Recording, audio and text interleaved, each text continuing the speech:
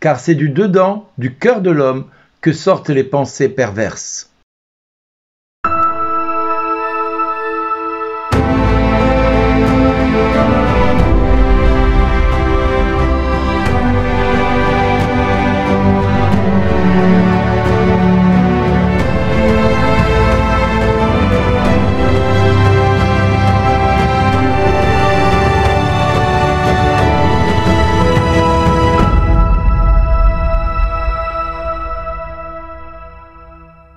Aujourd'hui, le message vous est adressé par Bernard Dille.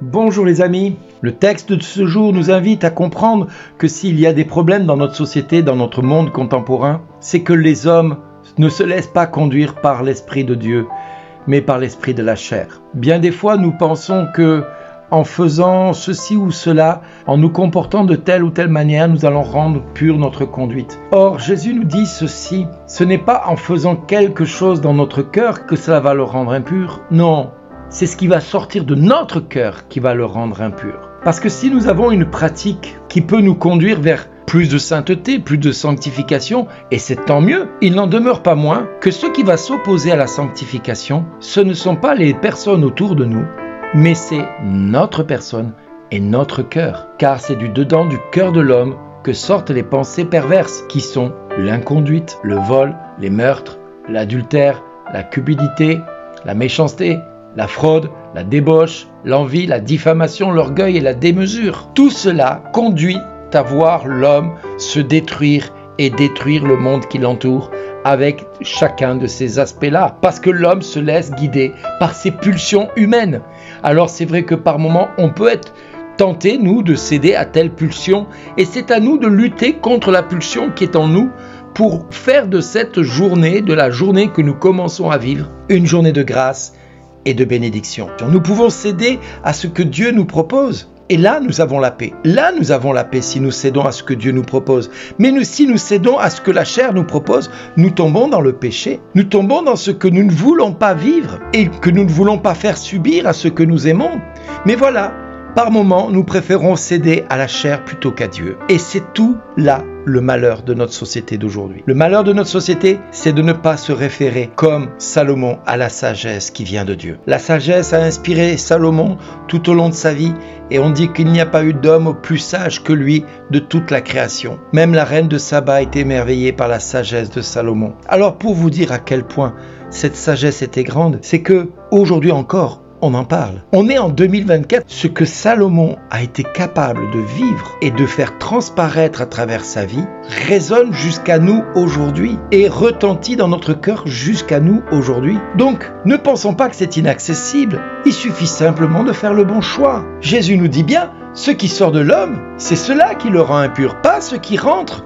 Parce que nous avons par exemple la tradition musulmane où on ne mange pas de ceci, on ne mange pas de cela parce que c'est impur. Mais Dieu nous dit c'est pas ce qui rentre qui rend impur, c'est ce qui en sort. Et on voit bien que dans la religion musulmane, avec tous les efforts qu'ils essaient de faire, les hommes disent bien que les femmes doivent se couvrir pour éviter de donner à l'homme de céder à ses pulsions. Parce que l'homme ne peut pas contrôler ses pulsions. Non mais vous vous rendez compte que l'islam dit que les hommes ne peuvent pas contrôler leurs pulsions. Or, Jésus nous dit, vous pouvez, si vous faites le bon choix. Tout est possible à celui qui croit. Le problème, c'est que où est-ce qu'on écoute notre chair ou est-ce qu'on écoute ce que Dieu nous demande? C'est ça la question qu'il faut se poser. Et c'est ce que les musulmans devraient se poser comme question. Est-ce que je dois céder à ma pulsion qui me pousse à aller voir toutes les femmes qui n'ont pas de voile et à profiter d'elles et de manquer de respect envers elles et de leur imposer des choses que moi-même je ne m'impose pas? Pourquoi je devrais rendre le monde responsable de mes choix que je ne prends pas, de mes décisions que je devrais prendre et que je ne prends pas? Pourquoi je devrais rendre le monde coupable de tout ce que je vis alors que je suis moi-même responsable de mes propres choix? Parce que mes choix ont des conséquences. Mes décisions ont des conséquences. Et quel que soit le choix que je vais mettre en place dans ma vie, j'ai la possibilité soit de dire à ma vie, c'est ma chair qui dirige, et tu fais ce qu'elle te demande. Et alors là, on va dans tous les travers possibles et inimaginables.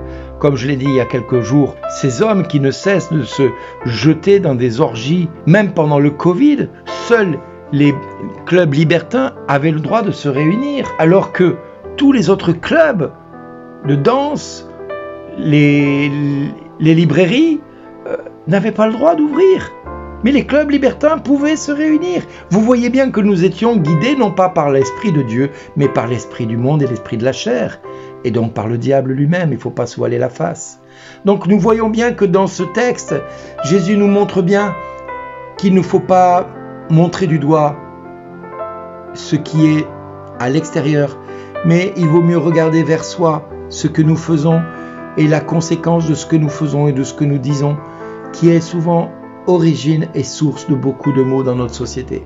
Si les hommes n'étaient pas si orgueilleux, s'ils n'avaient pas tant de débauche dans leur vie, s'ils n'avaient pas tant de méchanceté ou de cupidité, s'ils n'étaient pas tant dans l'adultère ou dans le meurtre ou dans le vol ou dans l'inconduite, notre monde se porterait tellement mieux, n'est-ce pas? Vous ne le croyez pas? En tout cas, moi, c'est ce que je crois. Maintenant, libre à tous et à toutes de dire amen à cela ou pas. Moi, je sais dans mon cœur que s'il y a problème dans ma vie, cela ne vient pas de cause de mon épouse ou de mes enfants ou de mes voisins ou de mes voisines ou des membres de l'église. Cela vient à cause de mon orgueil, de ma jalousie, de mon impudicité, de ma démesure, de ma débauche, de mes envies, de mes fraudes, de ma méchanceté, de ma cupidité, de mon adultère, de mon meurtre, de mon viol, de mon vol, de mon inconduite, de tout ce qui fait que l'homme est pécheur en fin de compte. Oui, je peux me regarder et voir tout cela dans ma vie, parce que par moments, nous avons tous commis un petit peu de chaque chose de cette nature. Ne nous voilons pas la face, regardons la vérité en face. Nous n'avons pas toujours été nets, nous n'avons pas toujours été en vérité, nous n'avons pas toujours été conduits par l'Esprit de Dieu. Sinon, nous n'aurions pas eu besoin de nous convertir, n'est-ce pas? Mais si nous nous sommes convertis, c'est bien la preuve que nous n'étions pas du beau côté pendant tant d'années, n'est-ce pas? Merci d'exister.